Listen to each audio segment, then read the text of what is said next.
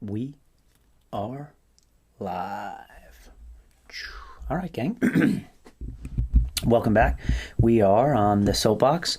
We are about to dive in. I just wanted to, again, I really appreciate the feedback I've been getting. And it seems like a lot of you guys are enjoying some of the episodes. And guys, feel free to share with people. I think really the purpose of this podcast is to help as many people.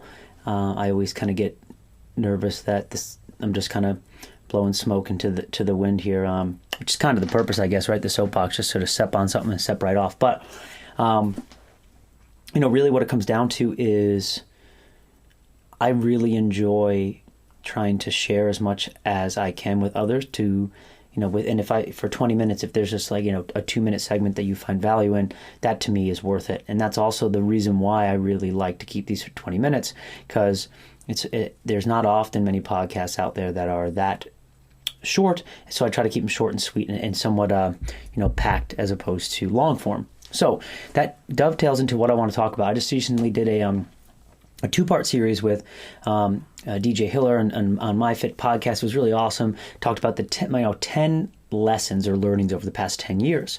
And I thought it was his idea. It was a really cool idea. We went through it, took 2 episodes in a classic long form. But I thought to myself, as opposed to just reposting that media into mine, what I would like to do is run through these 10 in 20 minutes and sort of just kind of shotgun you guys with what I kind of talked about, of course, over the course of those 2 episodes. So, and this is not to take away from that. Obviously, I would definitely, if you have the time, recommend listening to both of those. They're about 45 minutes to an hour a piece. Obviously, we go into much more in depth, much more examples, the learnings, so on and so forth.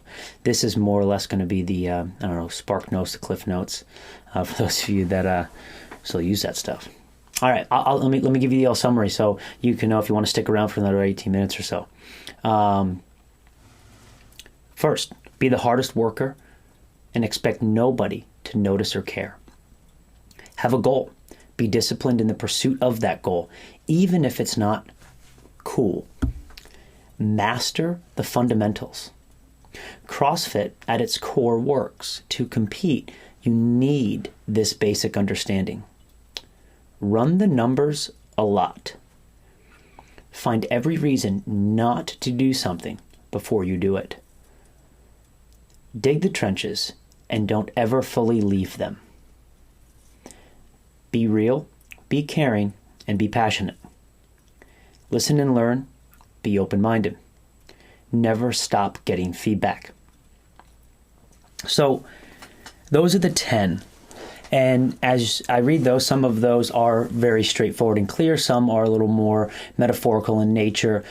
So some should leave you scratching your head and some should be like, well, that makes sense. I understand that just as it is. But let's kind of roll through, probably spend a little bit more time on the ones that are a little more metaphorical, just so we have an understanding. But again, it's going to be quick. Be the hardest worker and expect someone to no one to notice or care. You guys have heard me talk about this, be the hardest worker in the room. That I think I did an episode, you're not working hard enough. And what I mean by that is, everyone talks about working hard. I'm a hard worker, blah, blah, blah. But the key is just, in order to have it be sustainable, is you have to expect no one to notice or care. That doesn't mean it doesn't get hard. That doesn't mean there are points where you doubt yourself.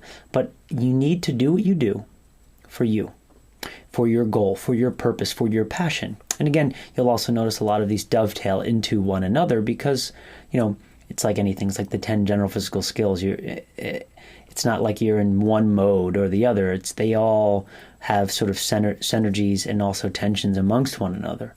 But there's a highlight point we want to pull out. That's when we make a list, right? So know that. It's not like this is it and the only thing that matters. They all dovetail together. So to be the hardest worker and check. And that's like, and that's like one of those things like, you can still be the hardest worker. It doesn't mean you're going to be the best or the most successful, but it is sort of the fundamental aspect of anything that you do it's to do that. And I think that that's something that is important for people to understand, that sometimes people won't ever notice what you do. They won't care. And that can't be your motivation. So remember that. It's an important one. It's my first one I wrote. Doesn't mean it's the most important one on my list, but it definitely came to my mind first. I'm a fan of that. It's almost like nobody cares, work harder. I know a lot of people say that. I know Pat Sherwood says that, and with his crew. I agree. It's like nobody cares, just work harder. Yeah, that's about fair. Have a goal. Be disciplined in the pursuit of that goal, even if it's not cool. You can see how this was the one I wrote right after this, is because you need to have a goal that pushes you towards that work ethic, that drive, whatever you're doing there. And you need to be disciplined in pursuit of that goal. And what I mean by that is there's a lot of things that you need to do in order for you to be successful. And no one is going to know about it. And it's not going to be cool locked in your house or your room, studying, prepping, rehearsing, practicing, learning, going to school, whatever it might be. Going to the gym and refining and whatever it is. There's all these things, right, depending on your goal.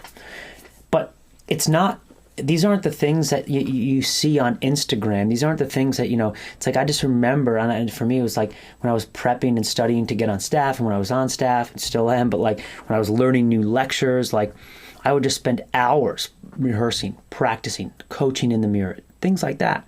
And those are things that, it's like even now, it's like, well, instead of, going out or whatever it might be, it's like, I have work to do because that's my goal. I have certain goals and I need to achieve those, and I need to be disciplined in that, which means I need to make other sacrifices. It doesn't mean that's for everyone, but if you want to achieve a goal and excel in that pursuit, once you're there, you need to make pretty massive sacrifices.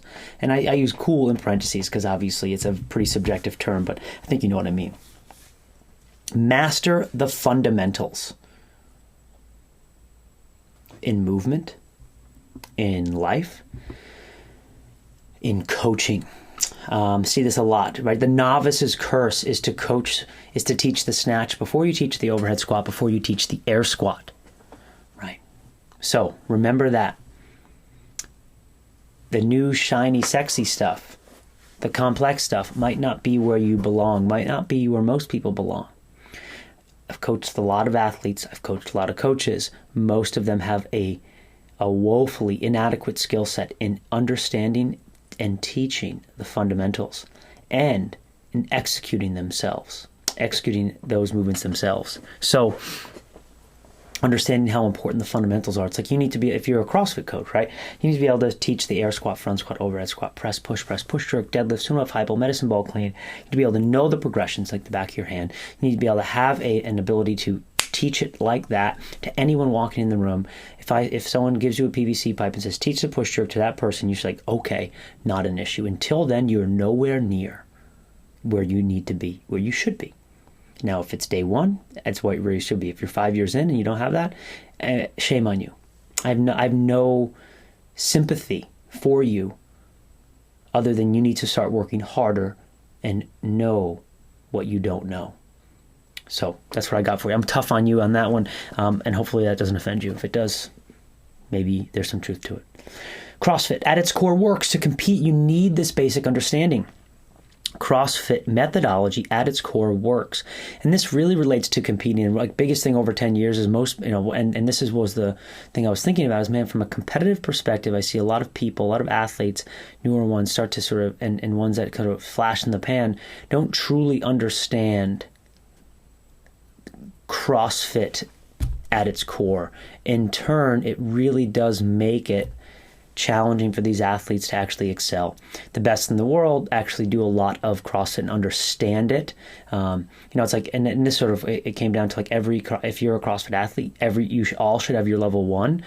Why wouldn't you learn the fundamentals of a sport in which you want to master? When I see athletes or hear athletes that don't have that and they kind of scoff at it, I scoff at them and what they're missing. Doesn't mean that they're not great, doesn't mean that they haven't found success, but it means they are missing potential. So understand CrossFit, and you need this basic understanding.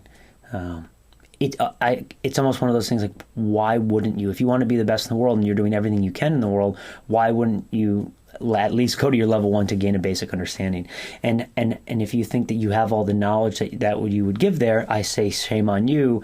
Don't be so arrogant and pompous to think that you would actually know all that. Again, love you, meaning no hate, but come on, right? So I see you hear that a lot, certainly from the competitive world, where maybe sometimes the head on the shoulders is a little bigger than it actually should be bearing. So, cut yourself down and learn a little bit. Run the numbers a lot. Switching gears. Run the numbers a lot. What does that mean? Numbers don't lie. They're objective, non-emotional. They don't care about you or anything else. Run a business, a family, whatever it might be. Run the numbers. You need to manage your P&L, your profit and loss statement, income versus revenue, income and revenue versus expenses versus payroll, all that stuff. You need to learn how to do that. I don't know many people that sign up in this space to run the numbers. I understand for a lot of people it's not a passion, but if you want to open a business, if you want to run a successful family, you need to run the numbers, have your goals, have your 2, 3, 5, 10-year plans. You need to have a business plan. You need to have and you need to prepare for the worst, but also try to prepare yourself for the best, right? You need to secure yourself for the what ifs and the bad side, but also run your family and your business as if good things will come, or else you will be in a purgatory state.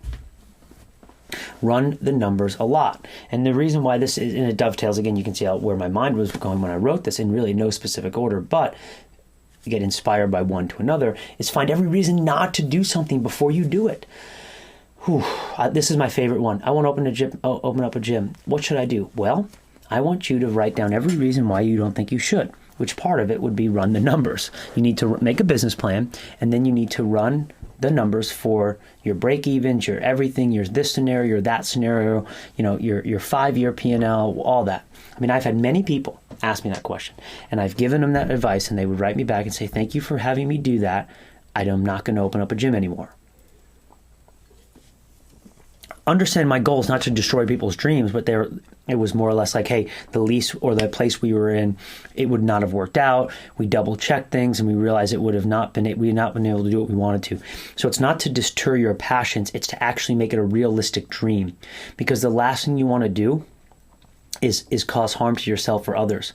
You start a community, it fails. You go into a business with yourself or a partner, and it's not something you want it to be, and it becomes a mess. These are things that nobody wants, and I would wish upon nobody. So that's why I say that. Find every reason not to do something, and before you do it, because then once you do it, you're ready. You've checked the boxes.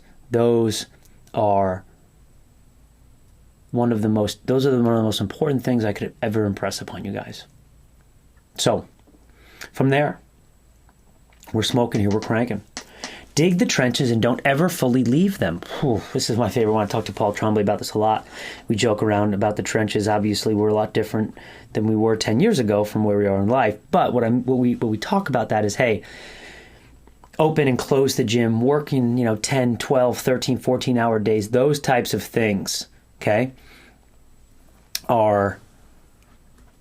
that's digging the trenches. Then from there, you can never fully leave them or you lose touch. What I mean by that is, and I kind of see this on the other side now, and I see CrossFit, I see coaches coaching coaches that don't coach at a gym. I see people giving advice about how to run an affiliate or gyms that actually don't run an affiliate or gym anymore. And, I see coaches giving advice that aren't good coaches themselves and are giving poor advice, right? And the reason why I say you can never fully leave them is, and this is why I still coach all the time as much as I can. I really love it, but because of my responsibilities, I can't do it as much as I used to. But I still, and if I feel like I'm getting out of touch, I get stressed out because I want to be in it, right? Because complacency, in my opinion, leads to death, and it leads to just nowhere land. So you got to stay in the trenches. You're never above any job ever. Stay there. Dig them. Stay with your people. Keep your finger on the pulse. That is what I love. You're never too busy to respond to an email, to tell someone to push their knees out, to open up a gym or close the gym. If you are, then you are in the wrong line of work, and you best not be sharing best practices because you are out of touch.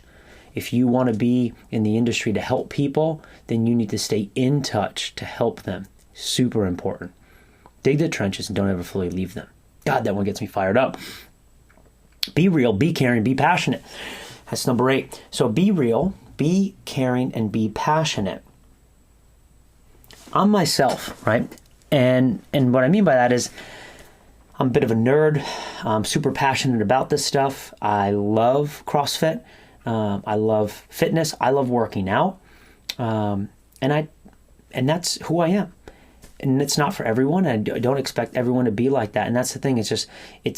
And that you're going to get that whether you're at a family dinner or I'm running a seminar. It's like that's something that is important. So that's a huge lesson I've learned over the years is, and in turn, I obviously care about people. Now, I can definitely be hard on people. Sometimes I'm a little too abrasive in my approach, but it truly comes from passion, right? It's like, I am so passionate about what I do and how I do it is that I care so much. So I've definitely learned that I need to be mindful that sometimes I can come across as abrasive, but it's real, right? And whatever that real is to you, and then you should be passionate about that, and then be caring to help others and shepherd their journey. But those things are really important because think about it in like a coaching perspective. You want a coach that cares about you? Yes. You want someone that's passionate. You also want them to be real, right? You don't want it to be an act, right? We educate, we inspire, we entertain. Be real, be caring, be passionate. In order to educate, inspire, and entertain, you need to be real. You need to be caring. You need to be passionate. So those things need to be together and consistent in order for you to optimize your job and whatever it is. Education, inspiration, and entertainment within the coaching world might be just translated to other things depending on where your world is. But needless to say, if you're real, caring, and passionate, you're going to be good at what you do. Listen and learn. Be open-minded. Oof. Gosh, I wish this one's like very relevant to the time. Breaks my heart that I see the antithesis of this. I see so many people not listening, not learning, and not being open-minded. I try to challenge myself and listen and learn and be open-minded, and by no means is it easy. Whether this is from a training methodology, from an athlete to a coach or coach to athlete relationship, to your relationship, to the world. There's so much going on in the world right now, and I feel like no matter how socially just you are or woke you are, people aren't listening and learning and being open-minded. There's so much closed-mindedness that this is the way I feel, therefore it's right, or this is my opinion and therefore others aren't right. But remember, there are other people, good people that have different opinions that are as convicted as you, and therefore we get, and they might have as much proof, whatever that might be, on their end that you have on yours. And we need to stop belittling people and being mean, and it's okay for people to have different perspectives and views, and also be close and friends and love each other. Who cares, right? But we need to listen and be open-minded, be radically open-minded. And that's something that really is helpful in the fitness space, really helpful in the coaching space, the athlete space. But this is why we also see athletes really struggle, coaches struggle, because it's hard to listen and learn and be humble and be willing to learn, which means you might have to change your viewpoints. It doesn't seem too crazy of an idea, but man, it seems like it's really hard for people nowadays. I think that one's really relevant and timely. And maybe I'm out of touch. Maybe it's unrealistic to expect people to be open-minded and learn and listen. I don't know. And not be mean. Finally, never stop getting feedback. I mean, this obviously dovetails into that one as well, right? Be open-minded, listen and learn, and never stop getting feedback. If you want to get better at anything, you need feedback. Just because you've driven for 20 years doesn't mean you're a good driver. It means you've driven for 20 years. You want to be a professional driver, you need feedback and implementation on that feedback consistently and for a long time for you to even consider being a professional driver. Same thing comes for coaching. Same thing comes for your relationship, from moving, all of those things. How do you become a better coach? Get feedback on your coaching. That's why we have the coach development program. That's why we have the hand plan program, because we try to give feedback through our lesson plans and give people as much education as we can. So it's really, really important. And that's why it's my last one, is because it's like you can never, none of the predicated things matter if you just live in a bubble. You got to keep getting feedback. But then not only get it, but then you need to implement it. So if I were to add a comma there, never stop getting feedback and never stop implementing that feedback. It could be up 1% of the feedback or 100% of the feedback. That doesn't matter, because not every single piece of feedback might be relevant, timely, or consistent with what's actually happening. But you should be listening to it, getting it, and implementing it in some way, shape, or form. Those are the 10 and 20 minutes. Hopefully it wasn't too much of a shotgun for you, but I really, really appreciate you guys. Hopefully that was helpful. I'll write those stuff down. I'll write them down in the comments for you on YouTube and in my podcast description. Appreciate you guys. We'll see you next week on the Soapbox.